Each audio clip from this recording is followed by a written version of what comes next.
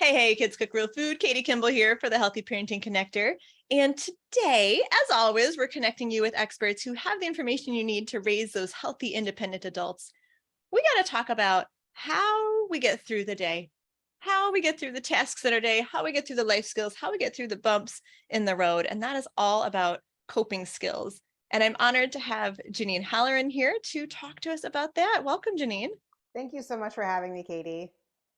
We're so excited to talk about this today. And officially, I want to introduce you to the audience so they know, from whom they're hearing.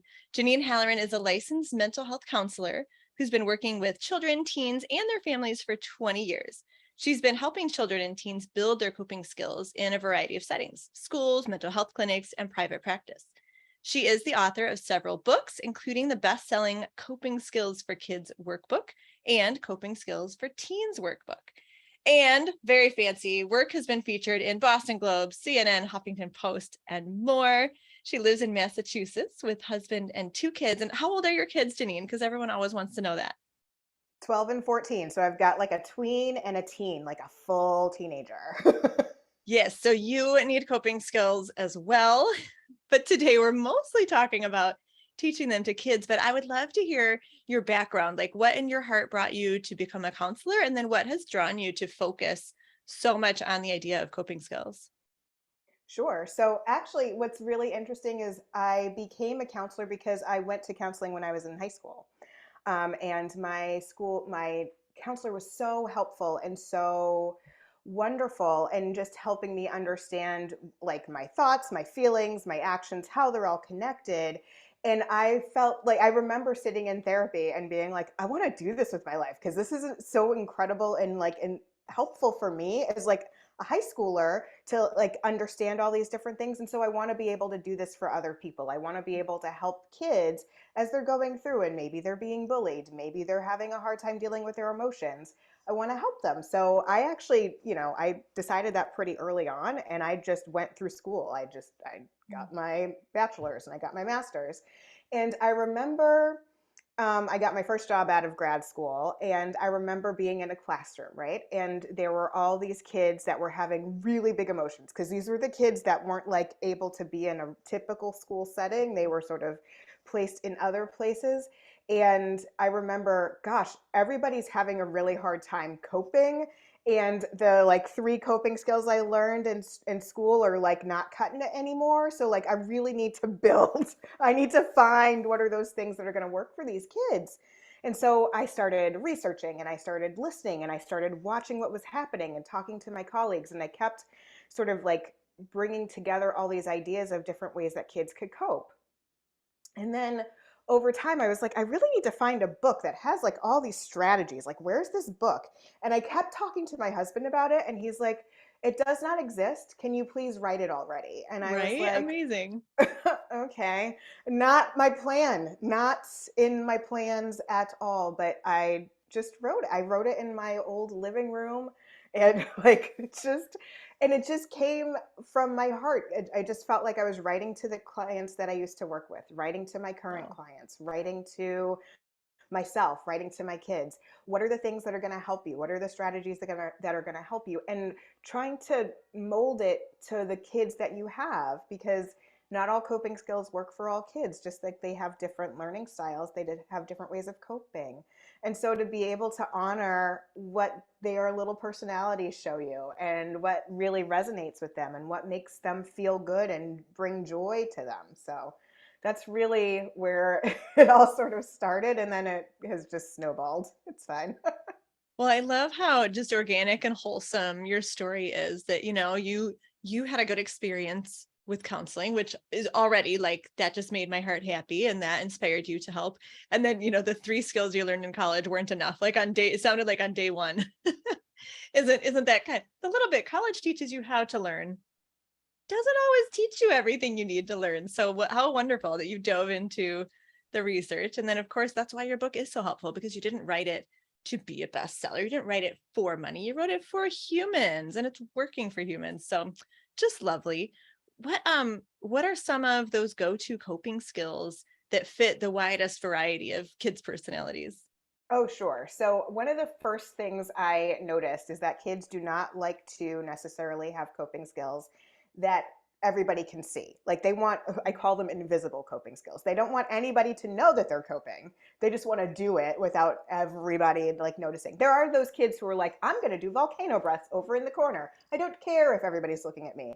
But most kids don't want more attention centered on them. So, I actually like to use their imagination. So, one thing that I have been using for a really long time is imagine your favorite place. So, having kids think about what their favorite place is, what their calm place is. We call it a couple different things. So, imagine your favorite place, imagine your calm place. And I want them to be able to really use their senses when they think about it. So tell me what you hear, what you see, what you feel, what you smell, how warm or cool. Do you have the sun on you? Are you in a forest? Are you in your bedroom? Are you on the beach? What is that place that gives you peace and gives you calm and gives you quiet? And being able to call upon that if you are in a stressful situation. So, say you're sitting down to a test and your brain is just frozen. Well, think for a minute about your favorite place. Take a little mini vacation, get yourself settled, and then get back into the work. Or if you are just having a really hard time, it's just a really great strategy that I love to use with kids. That just really, it's something that they can do anywhere and nobody knows that they're doing it. So I love that piece of it. Yeah, the invisibility of it. And I imagine there are more things to do with the imagination. Do you have any other zingers that fit for most kids? Well, you know what? One of the things that I really like to emphasize is that, there are things like there are different sort of styles of coping. So we have those kids who really like doing maybe something more like relaxation. So maybe taking some breaths or thinking about their favorite things or being able to do some grounding exercises like looking around and naming the things in the room, not out loud, but like you can say it to yourself and that can help you get calm. There are kids who really love to play, kids who love that act, like just being able to be creative and drawing or writing poetry, those sorts of things. There are kids who really love moving. I have a mover and a shaker myself. In utero, this child moved and shook. So, and he just never stopped. And so he's like more of a movement sensory kind of guy. So he loves using scents. He loves getting good squeezes. And, nobody necessarily needs to know. Like if you are like squeezing and releasing your hands, you could just be doing something pretty quietly, and that can be something that can be helpful. Or just taking a walk. Like if you're in a school, you could take a walk around the building. If you're at home, you can take a walk around the block. It just can help clear your mind. But there are those kids who really like the movement. And then there are those kids who really want to dig in and like, what am I feeling? What is going on? And what's my plan for the next time something happens? So I always like to talk to those kids. And those are skills I try and use all the time. Like naming your feelings makes it easier to self-regulate. There's evidence and research that shows that. So we should use that strategy because it makes it easier for kids to be able to learn to manage and handle their emotions and handle whatever comes their way. I love that I said, can you sneak me one more? And you just peppered like 15, I think. If guys rewind this part of the interview, slow it down and take notes because you were just shooting them out there, all the way from taking a walk to naming your feelings. So good.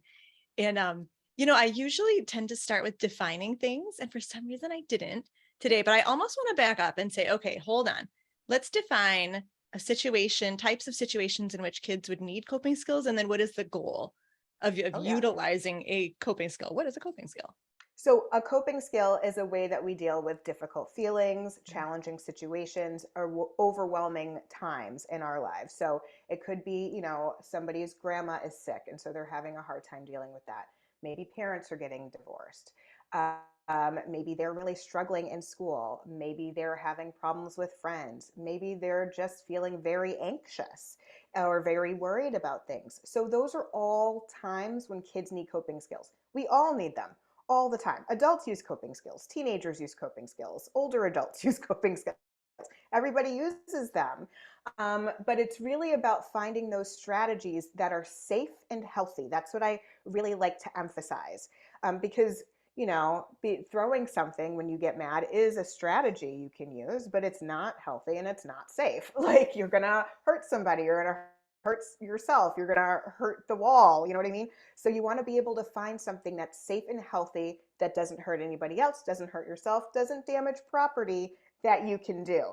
And that gives you a wealth of choices, of things that you can do. It feels sort of limiting initially, but then you're like, oh, wait, then I could do this, or I could do that. I could squeeze Play-Doh. I can make slime. There's lots of different things that you can do. So I really like to think about coping skills as just things that we can do that are safe and healthy to help us manage challenging times. Yeah, that's a good specification, because you're right. Like, we will all have difficult challenges. We will all respond or react to them in some way. So how do we do it in a safe and healthy way? We got to make the choice. How do you recommend parents sort of bring up this topic or begin to coach kids into the safe and healthy coping skills instead of the unsafe and unhealthy reactions? So first I would start when everything is calm, because I think the initial way that we think about it as parents, we're like, oh, there's a problem. Something's happening right now. Things are escalated. We need to talk about it, right? But in that moment, their brains are not online. They are not able to learn. It's not a teachable moment at that moment. But what you can do if something has happened, or if something is happening, like say there is conflict in the home because there's parents getting divorced.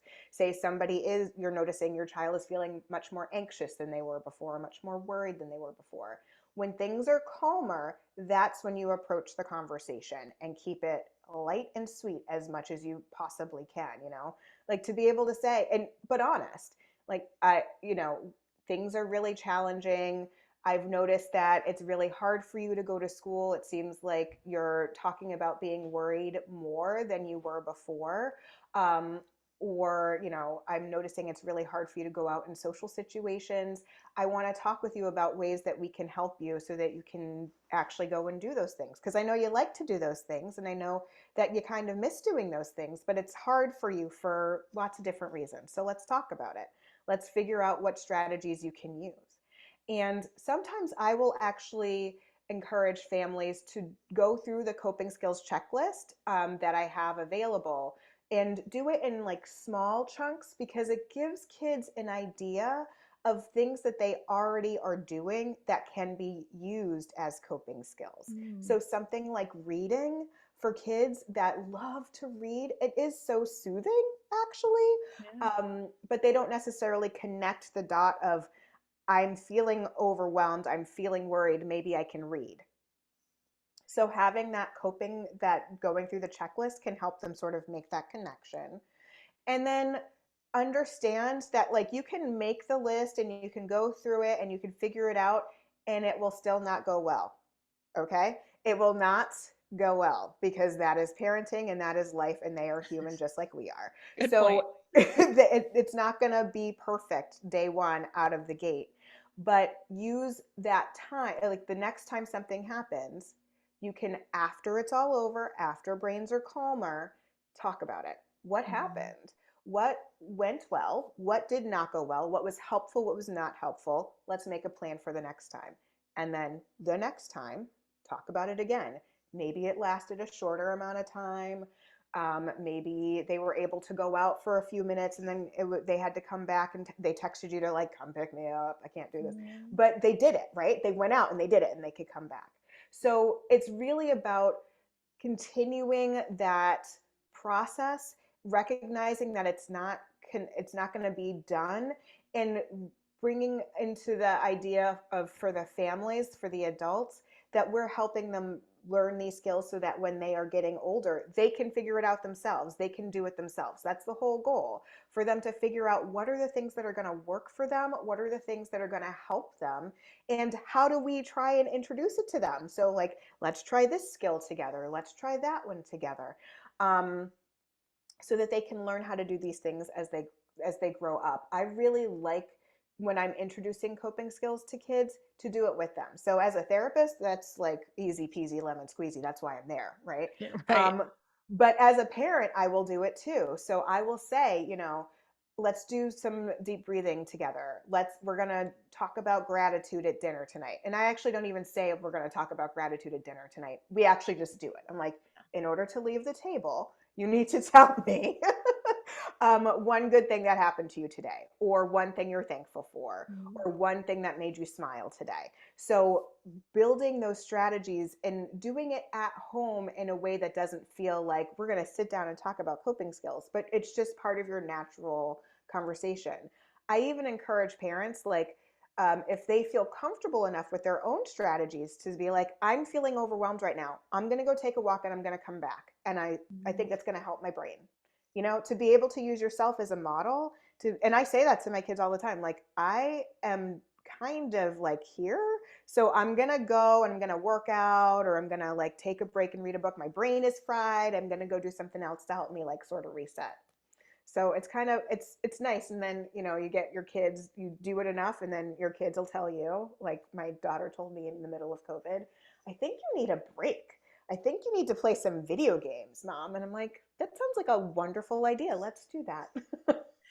Too cute. We hear when we parent toddlers, it's always recommended that we self-narrate, right? We narrate, mama's picking up the dust cloth, now I'm squirting and I'm wiping in circles, whatever, right? We narrate sort of the physical things we do. It's not that often that we are reminded that we can also narrate our emotions and our thoughts and our coping skills. That is so brilliant. So what I'm hearing is that this needs to be very intentional, but also very savvy, because the kids shouldn't see our intentionality, right? Like, you really have to make a conscious effort to do this well.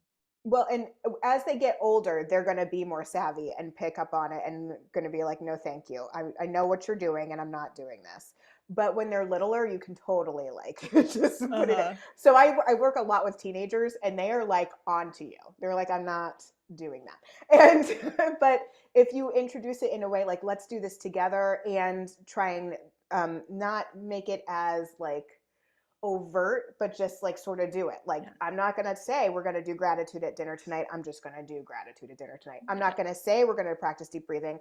Let me just show you this like YouTube video and let's try it together. I just want to see what your thoughts are and elicit their responses, because that's really what it is about, recognizing and acknowledging and connecting. Like, do you like this or do you not? Did you enjoy that? How did that feel in your body? Just to have that conversation. And it feels funny at first, but the more you do it, the less funny it feels, and the less likely that they are going to be like, ugh. Because I've been doing this with my kids since they were little. So they sort of look at me and they're like, we know you're being a therapist right now. And I'm like, I know, and you're still Uh-huh. going to do it. So I'm sure. Well, way back when you first started, teaching us parents how to introduce this, I picked up on the fact that you incentivize it well. You say, don't you want to get back to doing these things? Don't you like going out with your friends? Is feeling anxious isn't good, right? And that is so important for us parents to do, right? It's not, we're going to teach coping skills for the sake of coping skills. We're right. going to work on these strategies because there is something you want as the teen or as the child. You want to feel better. You want to do X, Y, or Z and not feel anxious about it. So that's like very on point there, that we've got to include that. Now, you mentioned that sometimes kids feel a little weird or a little awkward. And I know like deep breathing is kind of boring. When we teach it to adults, we just count and we just kind of do the things.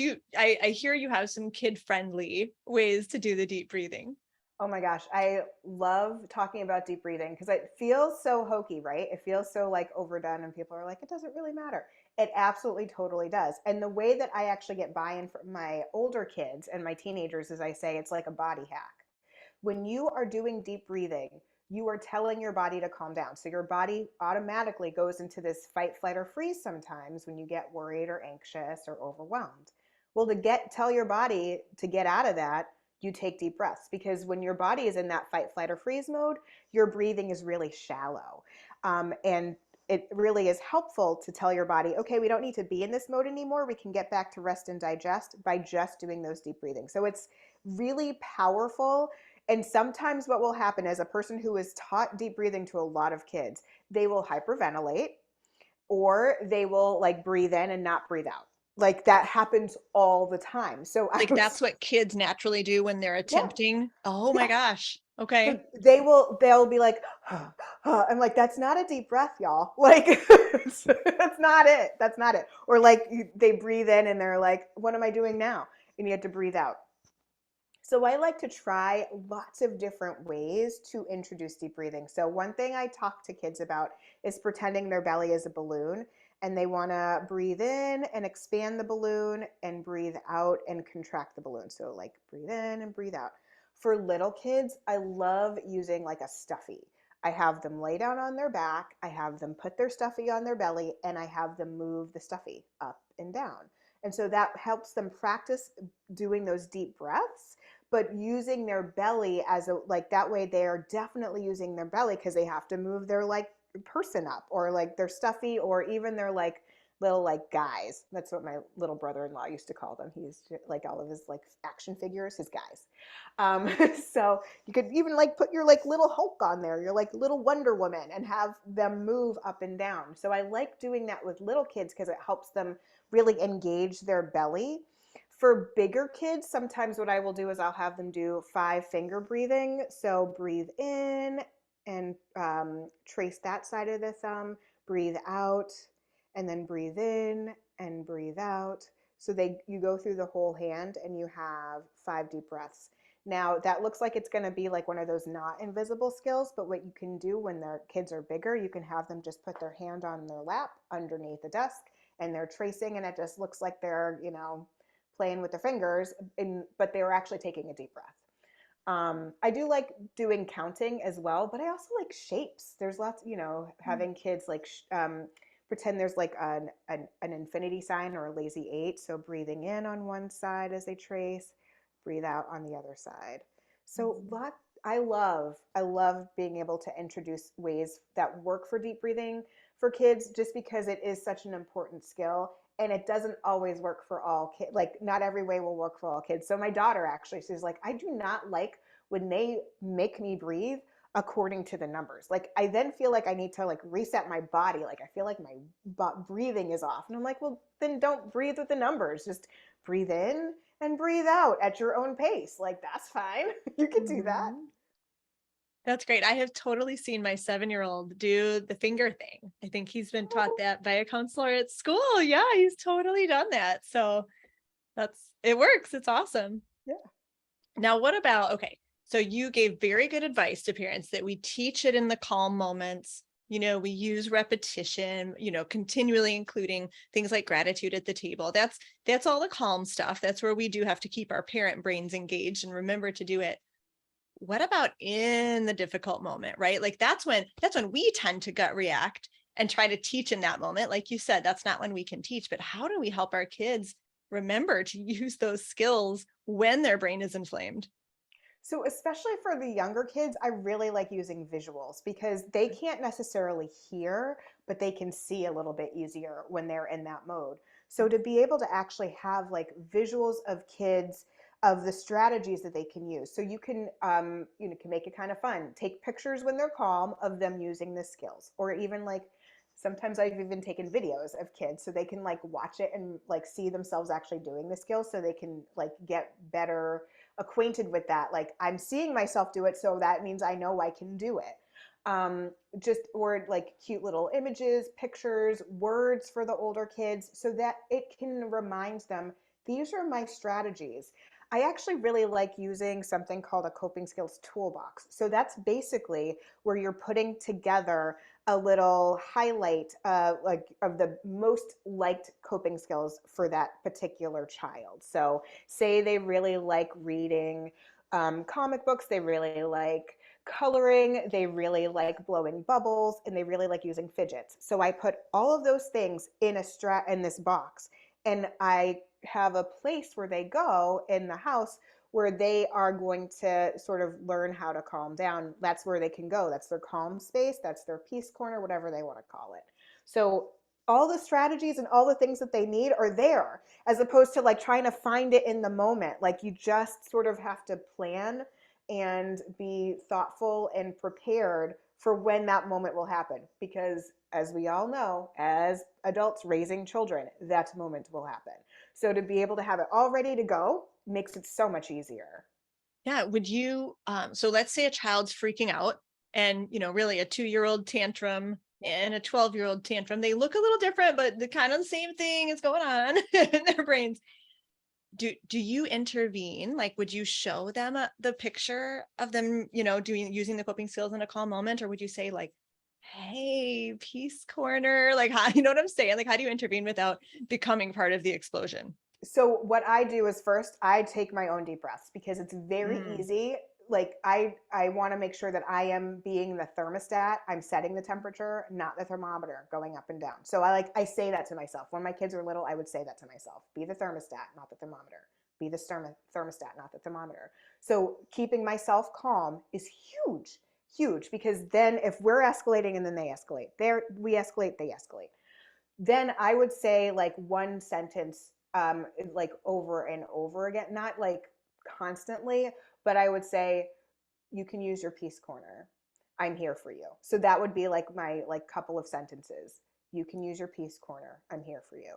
And say it in a calm voice. You don't have to repeat it like every minute, but like every couple of minutes when they're having it and they're watching it happen. Like and it feels like it's forever. I know it feels like it takes so long, but it will eventually stop. It will eventually slow down. And sometimes the goal is for the kid to like actually go there. If they go there and they still freak out, that's better than not going there. And if they go for a couple minutes and then they leave and it doesn't work necessarily, that's fine because they're making progress. It's tiny little baby steps, but that's what we're trying to get to. So I try to, in those moments, I keep myself calm. I work on my own strategies, and then I try and keep my voice calm and say one or two sentences very like, and keep them short, keep them sweet, and don't try and say and do a lot of stuff because they're not hearing you. They're not right. hearing you. So if you repeat the same thing over and over again, it might go through a little bit easier. Okay. Oh, I love that. Yep. Calm voice, modeling. And you're right. Like if a child is making one intentional, safe and healthy choice by just going to the peace corner, that's much better than being 100% out of control. Yes. We'll we'll take it. We'll take it. Now, we at Kids Cook Real Food, of course, we are all about the kitchen. And so I'm just curious if you can think of any food oriented moments that either would require the coping skills or better yet, could be part of that process of building coping skills. Oh my gosh, yes. So mindfulness is one strategy that I've been using a lot with kids. And I actually did this over COVID because it worked out. I used chocolate to introduce mindfulness to my clients. And I sent them chocolate in the mail, which was very exciting, especially in the middle of COVID when you weren't seeing anybody. So they got this like special little package for me. And we ate the chocolate together mindfully. So I actually sent them two pieces. One we just ate normally. And then the second piece we would eat in a more mindful way. So taking our time, looking at the packaging, feeling it, listening to the crinkle, opening it, looking at how the chocolate actually looked, taking a bite, letting it sit in our mouth for a moment, then chewing and then swallowing. And then just really slowing down the process so they enjoy the chocolate as opposed to just eating it really quickly, right? And then talking about that difference, like how did that feel to eat something mindfully? Sometimes I've had families even just do two mindful bites at dinner. Then you can Mm. keep going, but just keep trying to slow that down. Now, I also like to use like berries, like raspberries or blackberries, because they're so beautiful. Actually, if you stop and look at them, they're like very intricate. So you can think about how they looked on the vine, how it looked in the sunshine, where it grew, and then you sort of do the same thing in terms of slowing down and really enjoying the bite, seeing how it feels on your mouth. Like if you slow down and eat a blackberry, all the little things pop, right? Yeah. So it Yeah. feels really funny, but you don't necessarily think about it when you are eating them a little bit quicker. It was just harder to mail blackberries. It was easier to mail chocolate. So Totally, totally. Well, and gosh, that makes so much sense. So many adults, but kids too, absolutely just shovel in eat completely unmindfully. They're finished before they start. I love that. I actually just did a talk a few weeks ago to a group of adult women on stress mastery, and they had to move from their like seats in rows to the tables to have like some community and some conversation, and I was supposed to kick it off with a chocolate mindfulness activity, just like what you said. And it was so funny. I started doing it, and all of a sudden everyone is chitter chattering and laughing, and I'm like, ladies, this is a chocolate meditation, what is going on? And they're like, we all ate the chocolate. They all Right? sat down, not all, but many sat down and ate the chocolate. And I was like, oh no.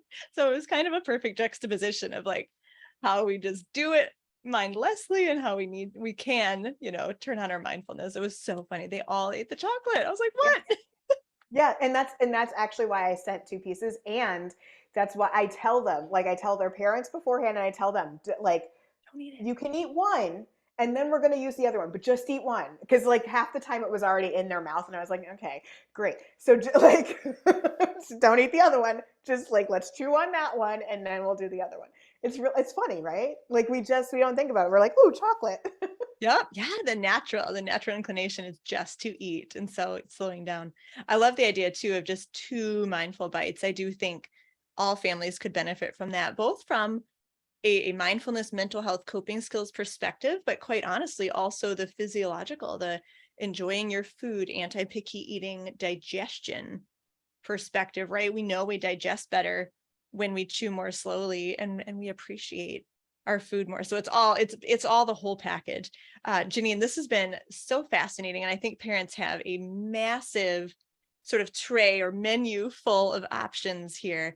And what I like to do at the end is kind of distill this down. If I'm a parent who thinks this feels important, but also the list suddenly feels really long of all the things I should try, what is the one first practical step that you would say parents can do today, whatever day they're listening to this interview? I would just start with asking your kids how they feel. How are you Hmm. feeling today? Just do a quick check in. And it doesn't even, and if that feels even too much, you can say, give me a thumbs up moment for the day or a thumbs down moment for the day. Or sometimes I would say, like, what are your roses and thorns? What are the roses of your day? What are the thorns of your day? So you get them used to starting to do that. Like, let's talk about how the day went. Not like what you got for homework, like what's going, where are you going after school, where are you going, what are your activities. No, let's just, how did it go, like what were the things that felt best to you and what were the things that really didn't feel great. So they get used to just having those conversations.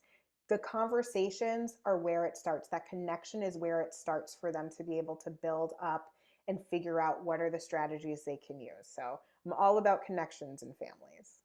Oh, that makes so much sense. So for all of us who have done the rose and the thorn or the thumbs up, thumbs down, good job.